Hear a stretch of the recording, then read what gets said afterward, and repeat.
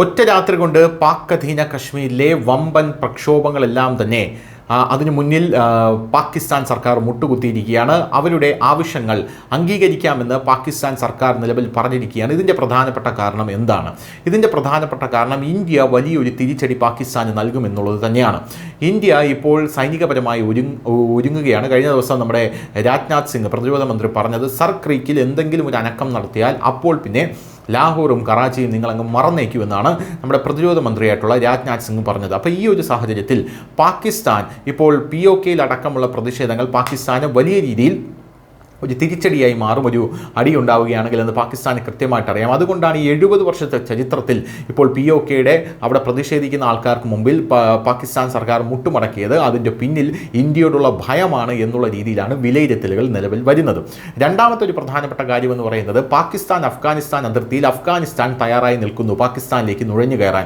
അവിടെ വലിയ രീതിയിലുള്ള വെടിവെയ്പ്പ് പാക് സൈനികർക്ക് നേരെ അഫ്ഗാനിസ്ഥാൻ നടത്തുന്നുണ്ട് എന്ന റിപ്പോർട്ടുകൾ ഇപ്പോൾ തന്നെ പുറത്തു വന്നിരിക്കുന്ന സാഹചര്യത്തിൽ അഫ്ഗാൻ വിദേശകാര്യ മന്ത്രി ഇങ്ങോട്ടേക്ക്, അതായത് ഇന്ത്യയിലേക്ക് സന്ദർശിക്കാനുള്ള നീക്കം നടത്തുന്നു എന്നുള്ള റിപ്പോർട്ടുകളും പാകിസ്ഥാന് കിട്ടിയിട്ടുണ്ട്. അതിനുള്ള ഐക്യരാഷ്ട്രസഭയുടെ വിലക്ക് നീക്കിയിരുന്നു. അതായത് അഫ്ഗാനിസ്ഥാൻ മന്ത്രിക്ക് ഇങ്ങോട്ടേക്ക് വരാൻ ഐക്യരാഷ്ട്രസഭ വിലക്കുണ്ടായിരുന്നു, അത് ഐക്യരാഷ്ട്രസഭ നീക്കി കൊടുത്തു എന്നുള്ളതാണ്.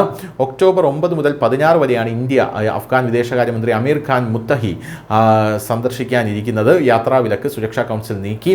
1988 സുരക്ഷാ കൗൺസിലിൽ പ്രമേയം ചില വ്യക്തികൾക്ക് യാത്രാ നിയന്ത്രണങ്ങൾ ഏർപ്പെടുത്തിയിരുന്നു. എന്നാൽ നയതന്ത്രപരമായോ ആരോഗ്യപരമായുള്ള കാരണങ്ങളാൽ യാത്ര ചെയ്യുന്നതിന് ഇത് ബാധകമല്ല എന്നുള്ളതായിരുന്നു വിലക്കിൻ്റെ പ്രധാനപ്പെട്ട കാതൽ എന്ന് പറയുന്നത്. 2025 ഓഗസ്റ്റ് 1 പ്രസ്തുത നിയമം അനുസരിച്ച് സുരക്ഷാ സമിതി മുത്താഖിയുടെ വിലക്ക് നീക്കി. ഒക്ടോബർ 9 മുതൽ 16 വരെ അദ്ദേഹം ഇന്ത്യയിലെ വിവിധ സ്ഥലങ്ങളിലേക്ക് യാത്ര ചെയ്യാനും സാധ്യതയുണ്ട് എന്നുള്ള റിപ്പോർട്ടുകളും ഇപ്പോൾ പുറത്തു വരുന്നു. നേരത്തെ അബ്ദുൾ സലാം ഹനഫി അലി മർദാർ കൂലിന് വൈദ്യചികിത്സയ്ക്കായി ദോഹയിലേക്ക് പോകാൻ സുരക്ഷാ കമ്മിറ്റി അനുമതി നൽകിയതും നമ്മൾ ഇതിനോടൊപ്പം ചേർത്ത് വായിക്കേണ്ടതാണ്. അതുകൊണ്ട് തന്നെ ഈ മുത്താഖി ഇങ്ങോട്ട് വരുന്നത് അമേരിക്കയും പാകിസ്ഥാനും നഖശികാന്തം എതിർക്കുകയാണ്. എന്തായാലും അതിൻ്റെ ഒരു പശ്ചാത്തലത്തിലാണ് ഇപ്പോൾ പാക് അധീന കശ്മീരിൽ പ്രതിഷേധക്കാർക്ക് മുമ്പിൽ മുട്ടുമടക്കാൻ ഇപ്പോൾ പാകിസ്ഥാൻ തയ്യാറായിരിക്കുന്നത്. News desk news Malayalam.